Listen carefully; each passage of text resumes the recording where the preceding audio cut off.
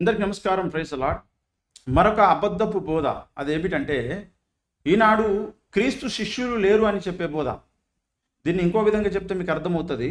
అపోస్తలులు, ప్రవక్తలు, సువార్థికులు, కాపరులు, ఉపదేశకులు అనే ఈ సిస్టమ్ లేదు. ఇందులో ముఖ్యంగా కొందరు మాట్లాడే విషయం ఏంటంటే, అపోస్తలులు అనేవారు లేరు, ప్రవక్తలు అనేవారు లేరు అని చెప్పేటువంటి బోధ. ఇది ఒక దయ్యపు బోధ. యేసుక్రీస్తు ప్రభుల వారు తన 12 మంది శిష్యులను మొట్టమొదట ఏర్పాటు చేసుకుని పంపినప్పుడు వారందరూ కూడా అపోస్తలులుగా పిలువబడ్డారు కదా. మనం మత్తయి సువార్త 28వ అధ్యాయంలో మనం చూడొచ్చు. 16వ వచనం నుంచి చదువుతాను. 11 మంది శిష్యులు యేసు తమకు నిర్ణయించిన గలిలయలోని కొండకు వెళ్ళిరి. వారు ఆయనను చూచి ఆయనకు మ్రొక్కిరి గాని కొందరు సందేహించిరి. అయితే యేసు వారి యుద్ధకు వచ్చి, పరలోకమందును భూమి మీదను నాకు సర్వాధికారము ఇయ్యబడి ఉన్నది, కాబట్టి మీరు వెళ్ళి సమస్త జనులను శిష్యులనుగా చేయుడి. తండ్రి యొక్కయు, కుమారుని యొక్కయు, పరిశుద్ధాత్మ యొక్క నామములోనికి బాప్తిసము ఇచ్చుచు నేను మీకు ఏ ఏ సంగతులను ఆజ్ఞాపించుతునో వాటన్నిటినీ గైకొనవలనని వారికి బోధించుడి అని చెప్పాడు. ఎప్పటి వరకు? ఇదిగో నేను యుగ సమాప్తి వరకు సదాకాలం మీతో కూడా ఉన్నానని వారితో చెప్పాను. వీరిని 12 మందిని యేసుక్రీస్తు ప్రభువుల వారు ఎంపిక చేసుకొని ఆయన పంపించాడు. ఏం పని కొరకు? మీరు వెళ్ళి సమస్త జనులను శిష్యులనుగా చేయండి, బాప్తిస్మాలు ఇవ్వండి అనే పని. ఎప్పటి వరకు అంటే ఆయన ఇక్కడ చెప్తున్నాడు, ఇదిగో నేను యుగ సమాప్తి వరకు సదాకాలం మీతో కూడా ఉన్నాను. అంటే యుగ సమాప్తి వరకు కూడా ఈ యొక్క సిస్టమ్ అనేది ఉంటుంది. ఇప్పుడు శిలువ మరణముతో యేసుక్రీస్తు ప్రభుల వారు క్రొత్త నిబంధనను స్థాపిస్తూ ఉన్నాడు. ఈ క్రొత్త నిబంధన యుగము ఏదైతే ఉందో, సంఘము ఎత్తబడేంత వరకు ఇది కొనసాగుతుంది. అప్పటి వరకు ఈ యొక్క శిష్యుల యొక్క పరంపర అనేది కొనసాగుతుంది. అందుకే యేసుక్రీస్తు ప్రభుల వారు అపోస్తలుల చేత పునాదిని ఏర్పాటు చేశాడు. ఎఫెసీయులకు రాసినటువంటి పత్రిక 2వ అధ్యాయం 20వ వచనాన్ని మనము చూసినట్లయితే ఇక్కడ అంటాడు, క్రీస్తు యేసే ముఖ్యమైన మూలరాయి అయి ఉండగా అపోస్తలులను ప్రవక్తలను వేసిన పునాది మీద మీరు కట్టబడి ఉన్నారు అంటున్నాడు. అంటే అపోస్తలులు, ప్రవక్తల చేత ప్రభువుల వారు వేసినటువంటి పునాది ఉన్నది. అపోస్తలులు, ప్రవక్తలు వేసిన పునాది క్రొత్త జనాంగానికి, కొత్త ప్రజలకు వాళ్ళే వేయాలి. మళ్ళీ పరిశుద్ధ బైబిల్ గ్రంథములో దేవుడు ప్రవక్తల చేత పరిశుద్ధ బైబిల్ గ్రంథాన్ని రాయించాడు. ఈ గ్రంథాన్ని వివరించి చెప్పడానికి కూడా మళ్ళీ అభిషేకం కలిగినటువంటి ప్రవక్తలు, అపోస్తలులు కావాలి. ఆ బోధకులు, సువార్థికులు కావాలి, సేవకులు కావాల్సిందే. అందుకే ప్రభువుల వారు అంటున్నాడు, హెబ్రీ రాసినటువంటి పత్రికలో మనం చూసినట్లయితే, మీ పైన కొందరిని నాయకులను నేను నియమించాను అంటున్నాడు. 13వ అధ్యాయం 7వ వచనం, 16వ వచనంలో కూడా మీకు దేవుని వాక్యము బోధించి మీ పైన నాయకులుగా ఉన్నవారిని జ్ఞాపకం చేసుకొని వారి ప్రవర్తనా ఫలమును శ్రద్ధగా తలంచుకొనుచు వారి విశ్వాసమును అనుసరించుడి అన్నాడు. 16వ వచనంలో చూస్తే, ఉపకారమును ధర్మమును చేయ మరవకుడి, అట్టి యాగములు దేవునికి ఇష్టమైనవి. 17వ వచనం, మా పైన నాయకులుగా ఉన్నవారు లెక్క ఒప్ప చెప్పవలసిన వారి వలె మీ ఆత్మలను కాల్చున్నారు. వారు దుఃఖముతో ఆ పని చేసిన ఎడల మీకు నిష్ప్రయోజనం గనుక దుఃఖముతో కాక ఆనందముతో చేయనట్లు వారి మాట విని వారికి లోబడి ఉండుడి అని చెప్పాడు. ఇక్కడ వారు దేవుని యొక్క సేవ చేస్తున్నారు, దేవుని పని చేస్తున్నారు. ఆ పని చేసిన ఎడల అన్నాడు. ఎప్పటి వరకు చేస్తున్నారు ఈ పని? వారు లెక్క ఒప్ప చెప్పవలసినంత వరకు, ఒప్ప చెప్పవలసిన వారై ఉన్నారు అన్నాడు కదా. వీరు నాయకులు, లెక్క అప్పచెప్పాల్సిన వారు ఉన్నారు, ఆత్మలు కాయువారై ఉన్నారు వీళ్ళు.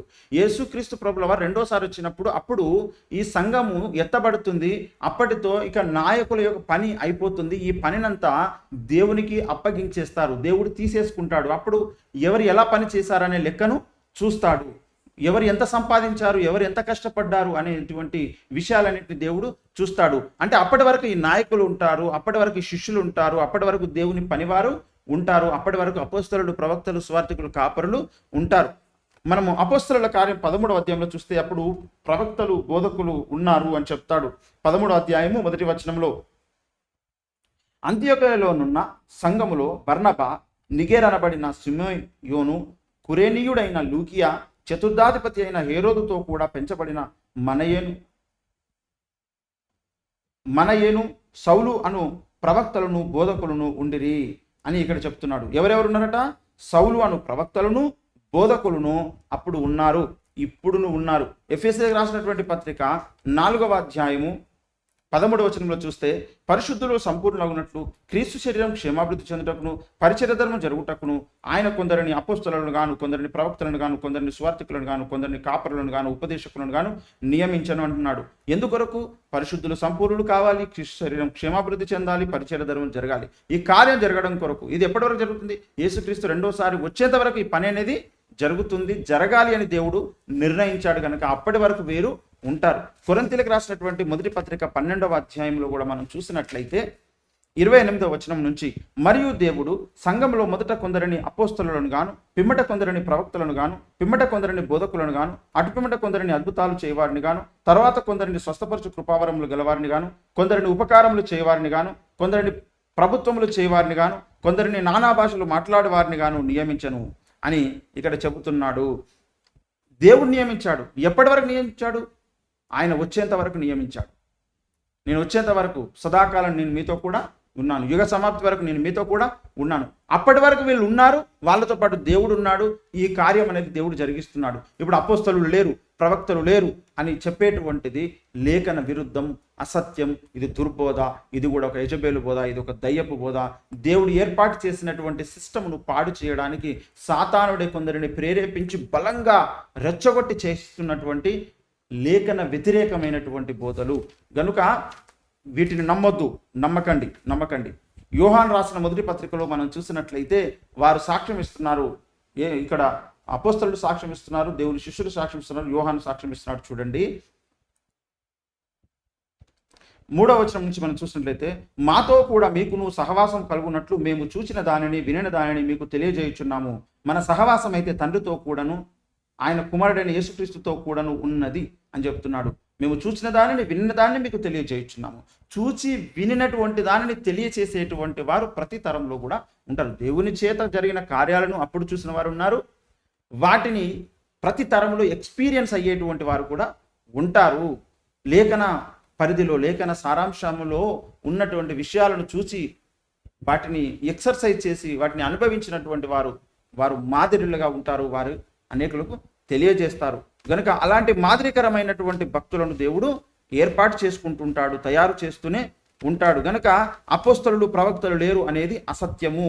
ఫిలిప్పీయులకు రాసిన పత్రిక 3వ అధ్యాయం 17లో చూస్తే, సహోదరులారా మీరు నన్ను పోలి నడుచుకునుడి, మేము మీకు మాదిరి అయి ఉన్న ప్రకారం నడుచుకున్న వారిని గురిపెట్టి చూడుడి అన్నాడు. మేము మీకు మాదిరి అయి ఉన్న ప్రకారం మమ్మల్ని గురిపెట్టి చూడండి అని చెప్పారు కదా. వాళ్ళను మనం మాదిరిగా తీసుకొని గురిపెట్టి చూడాలి. తర్వాత వారి తరములో, వారి పరంపరలో భౌతికంగా చూడడానికి కూడా దేవుడు ప్రతి తరములో ఈ శిష్యుల పరంపర అనేది దేవుడు ఏర్పాటు చేసి ఒకరి ద్వారా ఒకరికి ఈ యొక్క భక్తి జీవిత సాధనను, ఈ సిస్టమ్ను అందరికీ దేవుడు నేర్పిస్తూ ఉన్నాడు. మమ్మల్ని చూసి నేర్చుకోండి అని చెప్పడానికి భౌతికమైన శరీరాలలో ఉన్నటువంటి భక్తులు కూడా ఎప్పుడు మన ముందు ఉంటారు. దేవుడు అలా పెడతాడు. యేసుక్రీస్తు ప్రభు రెండోసారి వచ్చేంత వరకు కూడా, సంఘం ఎత్తబడేంత వరకు కూడా. గనుక అపోస్తలులు ప్రవక్తలు వీళ్ళు లేరు అని చెప్పే బోధ లేఖన విరుద్ధమైనది, అసత్యము. ఇది దయ్యముల బోధ. వారెవరో ప్రార్థించి లేఖనబద్ధంగా ఎవరున్నారో కనుగొనాల్సిన అవసరం ఉన్నది, బాధ్యత ఉన్నది. అది దేవుని దగ్గర మనం అడిగి తెలుసుకొని పొందుకోవాలి. దేవుడు ప్రతి ఒక్కరి మనోనేత్రాలు తెలియజేయును గాక. అందరికీ నమస్కారం. Praise the Lord. ఈ విషయంలో మీకు ఏమైనా డౌట్స్ ఉంటే తెలియచేయచ్చు. Praise the lord.